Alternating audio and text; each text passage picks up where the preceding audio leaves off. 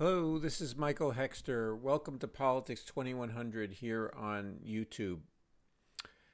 So, this episode I'm calling Putinism Migrates from Autocratic Neofascism to Totalitarian Paleofascism.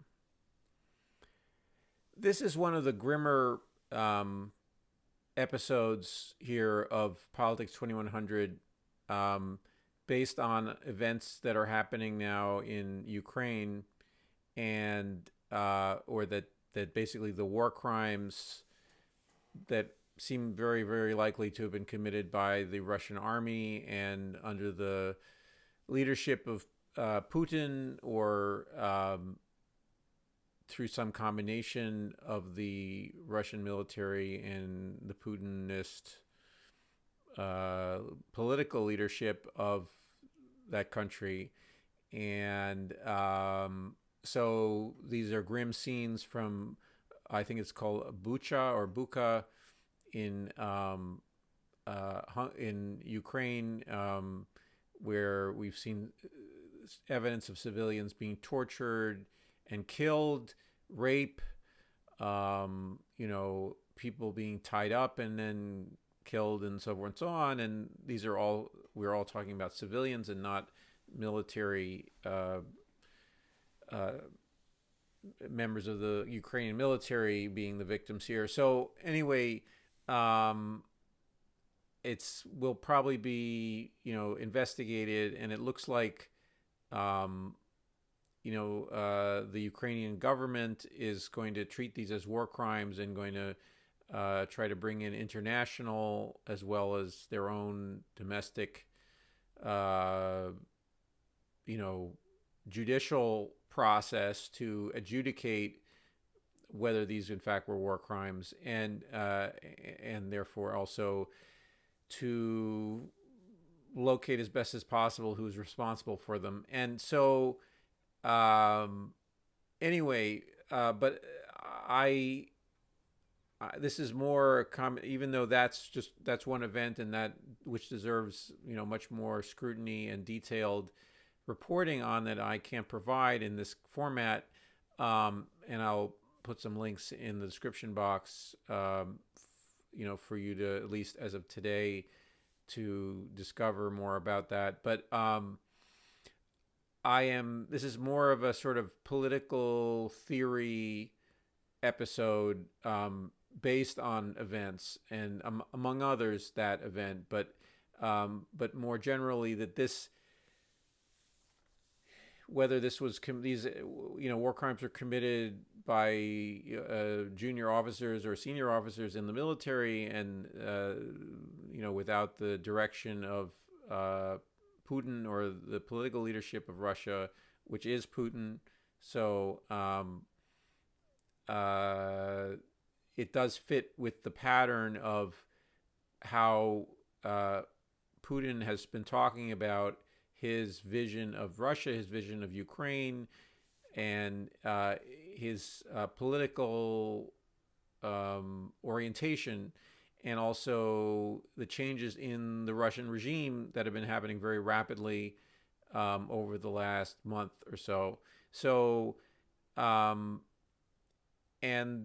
I consider this episode to be a kind of a summary gloss on a more general issue of what is Putinism, okay, or what is the nature of the Russian regime, and what has been the nature of the Russian regime for the last 22 years, and also before then as well, and how can we describe it in a way that is accurate, and because it's been treated as kind of a chimera, as kind of a mysterious, shape-shifting beast by people outside of Russia, as a screen, a projection screen by a number of different political actors outside of Russia, and so. And that has created disputes and divisions within the left in outside of Russia, and also other forces, political forces that are centrist and even right wing, um, and that uncertainty about what the Russian regime is, and also and who Vladimir Putin is and how he rules Russia, um, has led to errors, among other things, errors by numbers of actors, both very powerful ones and not very powerful ones. So anyway, this is also I'm also gathering, and this is more of a sort of a gloss or a summary. I'm gathering information from among other people, Kamil Galeev, who posts very, very long and detailed threads on Twitter, and also Greg Yudin, who is an academic in Russia, a critical, independent academic of sort of a Marxist, academic, but of a independent-minded, sort of, I guess, Western Marxist, you would say, orientation, and not old line communists, in other words, or affiliated with the still existing Communist Party within Russia, or at least if he is affiliated, he doesn't seem to glorify the old Soviet Union at all. So anyway, but the basic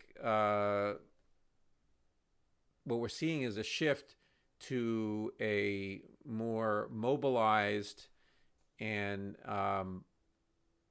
also totalitarian system within Russia. Now, Masha Gessen, who is treated as an expert on Russia, unfortunately has used the word totalitarian to describe Putinism pre-February 2022, and it doesn't seem to fit at all. My experience in dealing, among other things, with Russian activists through social media and so forth and so on, it's a authoritarian regime. It's an autocratic regime, but it's nowhere close to something like North Korea or the former Soviet Union in terms of its control over information, control over the public sphere, and it seems to and the polycentricity of power, or it's not so polycentric, but it is centered around Putin and his security apparatus, his state security apparatus, and not the military. But basically, the FSB, the inheritors of the KGB apparatus, and so anyway, this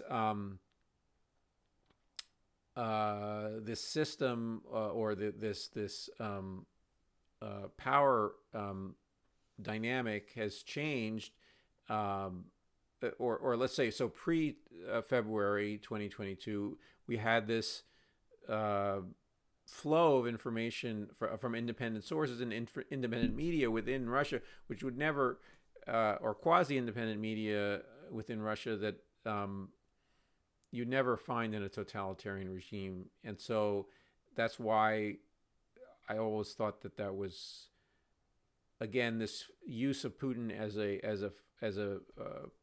projection screen by people, some of whom are, justifiably angry at him, and and critical of him. And there's been much to criticize about Putin for a long time, but still using exaggerated language to describe the evil that he represents. And he does, in my opinion, represent a bad political actor, and he is an anti he's someone who is destructive, and is ego focused, and is Machiavellian, almost goes with the territory with his background. Not at all a someone who is now, again, I'm using the word liberal, but and then this is where there is a bigger discussion here about the left and how the left deals with the legacy of quote unquote liberalism, including democracy. So that comes out of the liberal thinking, the thinking of the 18th century, and so forth and so on, about human rights and the rights of the individual, and whether the left either builds upon that or dismisses it and throws it away. And this is a discussion that really hasn't happened in a systematic way on the left. So I mean, that's a huge. So I'm sort of mentioning a big issue and then putting it aside. But anyway, and this, in some sense, the figure of Putin and this way that the people have looked at him as a Rorschach blot, as a projection screen from outside, in a way has something to do with the ambivalences of some of the people on the left, particularly not only in the United States, but also in Latin America, in the Middle East, so forth and so on. They have, some of the people are ambivalent about the whole idea of individual rights and in a democracy, and are and think that there's some kind of progress to something better by either going to socialism, something that's like socialism, or going to a sort of authoritarian populism that uses some rhetoric that sounds socialistic.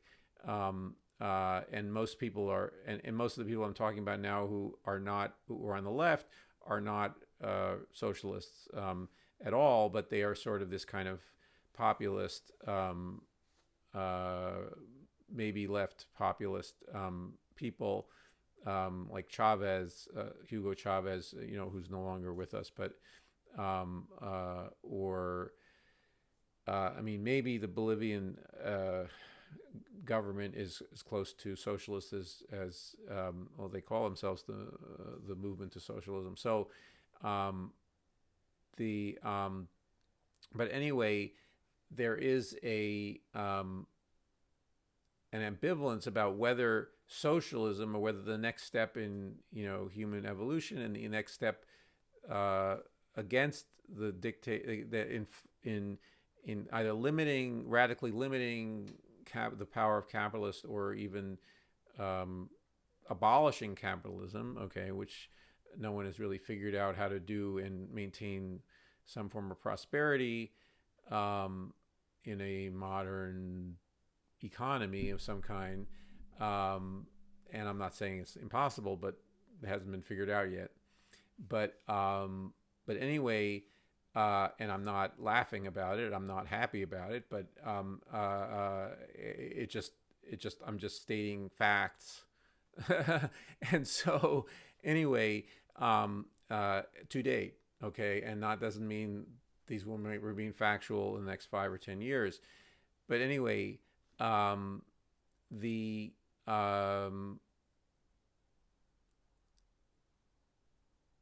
Putinism,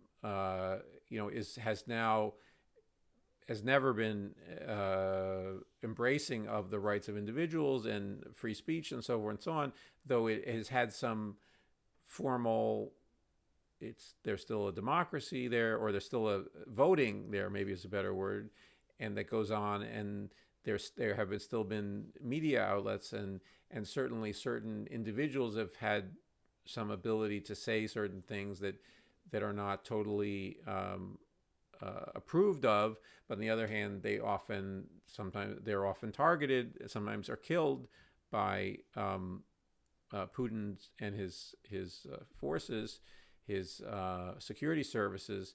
And so it's a I mean it's an autocracy. It's not a democracy, but it has some of these superficial features that it pretends to be representative of the people in a way like a democracy, but without an actual substance to it. So anyway, but that seems to be being shed now, where you have this total mobilization. It looks like, at least that's the way Putin has been moving in the last month or so, to shutting down all independent media and drenching the population in war propaganda, and having them, the Z campaign. The Z is the equivalent in a way of the swastika, but it's actually been just sort of discovered, which means West. It's a insignia on something about West in the Russian military. It happened to have been on some trucks. They decided to use it as the symbol of this military campaign. They call it the invasion of Ukraine. And anyway, this the Putinist regime has also a lot of features of capitalism. So without the democracy part, without the the competitive electoral part, the and the individual rights part being very strong at all. In fact, hardly there. But anyway, it's still a capitalist society with consumption and extremely unequal, about as unequal as the United States, maybe a little more unequal, with this billionaire class that's very, very, very powerful, but not as powerful as Putin is. Putin is more powerful than the billionaires. The better way to describe them as the oligarchs are not really oligarchs; they're courtier billionaires to Putin. And as if you look at the history of how he's dealt with people like Khodorkovsky, so forth and so on, is that they are not, unlike a old style or true oligarchy where there's kind of this committee of old families that rule a country, and the sort of the president is chosen from among these families that are usually own large plantations or factories or something that are part of this, and that all of the power is concentrated in these, let's say, 10 families, 8 families, in both the economy and also in politics. But it's a committee in a way. So, but this in Russia, it's not a committee, and it's more an absolutist regime in the sense of that, and they're courtiers to Putin. But Putin has allowed these people, some of whose wealth predates Putin's presidency, has allowed them to enrich themselves, in part because he wants to sort of, he's also one of the billionaires. He's an extremely wealthy man, and he just is sort of self-enrichment is one of his goals. And so having this kind of, he doesn't want to stand there alone being the sole super rich guy in Russia. It's politically dangerous, and it's also helps him, and I don't know enough about the politics of this, but many of the oligarchs are also of Jewish origin, and he's not. So it kind of helps him in a way to give him a potential scapegoat for him to turn up the anti-Semitism if he would like to keep them in line. And so because they, wouldn't have the same political appeal that he has to the, largely Christian nation of Russia. And so, and so anyway, he, he creates this. But anyway, the way, for instance, certain oligarchs have fallen out of favor suggest that they're not actual oligarchs. That Putin is not their man; they are Putin's men. Okay, and anyway, but there's been a turn to a system of basically war mobilization, which I'm calling paleofascism. I mean, it's just fascism. It's just or Nazi, and people use the word Nazism, you could call them Nazism. Call it Nazism as well, and it appears, for instance, this tendency, this eliminationism. So another thing that. Even though you could read this into Putin's writings and his speeches, starting in about 7 or 8 years ago, he sort of kind of threw out there that he didn't think Ukraine was really a country, but the recent emphasis on quote unquote purification and denazification is. Now this is where it's confusing. It's like, well, in a way, he's being the Nazi, okay, but he is who's concerned about purity and he's eliminationist, okay, in the sense of he's implementing eliminationist policies in Ukraine, genocidal policies, or that basically he wants to either erase the entire elite of Ukraine, elite being also the cultural elite, the sort of, in other words, the identity, anyone who carries the identity, the language, and so forth, so on, the Ukrainian language, which is different than Russian, and the institutions of that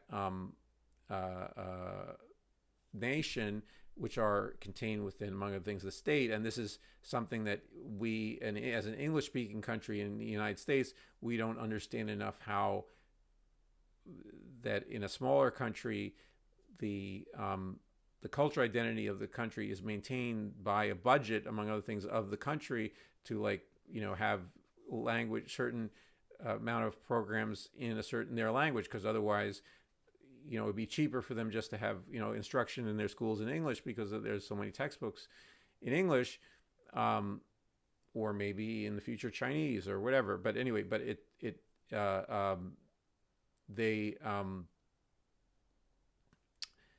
the smaller countries need to invest in their identity, and so as a part of this war, it could be there could be just physical eliminationism, genocide in terms of actual killing of people, or it could be erasure of their identity by just claiming that they're Russian and they're not really Ukrainian. But it's some combination thereof of all of them, or at least it seems that way, or we haven't seen a systematic formulation of that particular new turn, in the form of, just as in a way the Nazis became the eliminationists through following their ideology from the 1930s into the early 1940s in the formulation of, quote unquote, the final solution, that the elimination or the genocidal program of the Nazis. Similarly, we don't have Putin yet having thought it all through about how he's going to work this out, and it doesn't appear that he will have the power to do it.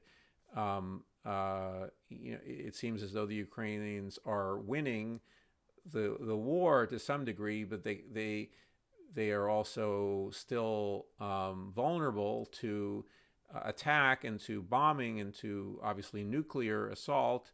So they could be still eliminated, okay, in the sense of, be killed in the millions, okay, and so it's in the nuclear era, with a nuclear power, a conflict with nuclear power, you have this potential for eliminationism, without having to construct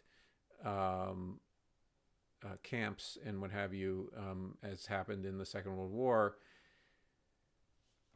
So, and the genocide of the that happened then, because it can be done more quickly, unfortunately, and so that's a very frightening aspect of this whole conflict. So, but anyway, this turn toward the thought is, so in other words, people are saying that just as improvisationally the Nazis discovered their Nazism, or the final form of their Nazism, through a series of by trying to be Nazis and then realizing that they had to do some things to execute the crazed genocidal vision of their leader, and also that was supported by hardcore followers, that and a security apparatus and a whole a hierarchical state that had emerged in the 1930s, from the Nazi Party. But anyway, with Putin, apparently he thought that the Ukrainians would greet him as a liberator, or at least wouldn't fight very much, and would just sort of accept that they're essentially Russian, and that it was just a matter of, the problem was just a few Nazis, or just that they were a government that was infiltrated by, and was not, they were held captive by this Nazi government, or this government of drug addict. They called Zelensky a drug addict, and so he when he met this resistance, it appears like he has sort of something, a couple different things happened. Either he panicked internally and he realized, I need to do this differently. He also realized that his power would be severely challenged if he lost the war. So the resistance of the Ukrainians, and then also their lack of submission to his vision, set off a different chain of events. They realized he would have to force them to submit to this, and so either the brutality, either through terror, by doing acts of brutality, he maybe would think that they would stop fighting, and so forth and so on. It doesn't look like that's probably going to work without the use of these, actual real weapons of mass destruction, which we hope can be avoided. And so it's not. So, but anyway, he is now creating, though, this sort of delusion. While Timothy Snyder has pointed out how the neo-fascist Putin had this sort of clever way to massage his public through various sort of stagey events and so forth and so on, where there was kind of a non-martial Martial Russian identity that was kind of fostered by events, and it was also surrounding his personality, not quite a cult of personality, but still glorifying Putin to some degree. But now apparently he's made a turn to a fully martial, martial approach to governing in Russia, that involves a totalitarian takeover of the entire public sphere. So anyway, but this is again being improvised, and there may be ways in which some combination of threats and military victories, and by continuing military victories by Ukraine and Ukrainian forces, and then also some more pain applied to in terms of economic sanctions that creates enough reason for Putin to back off this plan, though the signs are not encouraging, because people who seem to know seem to think that he can't lose. So literally, so and I'm not sure how that turns out. But as it stands, it's very brutal, very grim, and it's hard to find a positive, to see a positive resolution happening if we assume if the most grounded assumptions about Putin and Putinism as it's become in the last month or so are true, and but let's hope for some openings that happen that make it less likely that some of the worst things could happen. So anyway, so I hope to present some more detailed information, not because I'm an expert on Russia or Putin, but I just feel like there's a dearth of good information about Russia and Putin that doesn't come from either an idealizing that doesn't use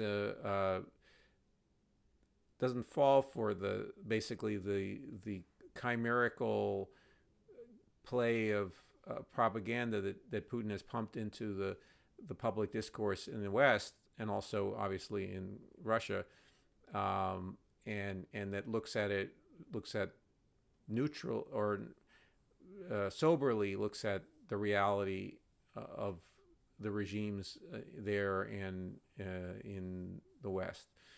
So anyway, if you got anything out of this video, please like, and please comment below if you have any thoughts in particular about this topic. And also, if you're getting something out of Politics 2100 in general, please subscribe. And I look forward to seeing you in the next video. Thanks.